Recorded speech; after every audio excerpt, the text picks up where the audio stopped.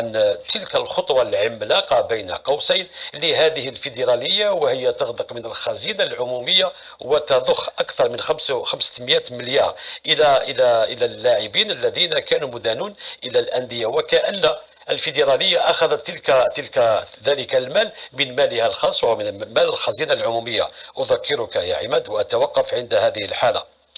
الليغا، رابطة لاعبي كرة القدم الإسبانية يا عباد، كشفت عن وجود 17 ناديا إسبانيا مدين للاعبيه في موسم 23 و 24، حيث لم تقم هذه الأندية بسداد كامل المستحقات على الرغم من انتهاء المهلة المحددة لسداد هذه الأموال بحسب صحيفة ماركا الإسبانية. قائمة الأندية هي 17 نادي، منهم 3 أندية بالدرجة الثانية و14 بالدرجة الثالثة. لماذا يحاولون اليوم إيهامنا بأن ما قامت به الاتحادية هو ضرب من الخيال؟ هذه الليغا وهناك 17 ناديا لم يسدد ديون اللاعبين الذين ما زالوا يتابعون في هذه الأندية. في نهاية المطاف نحن نطالب هذه الفيدرالية التي انتخبت مؤخرا بالإسراع في تنظيم هذه البطولة. ما قلته لك هذا ليس تقويم، بل الذهاب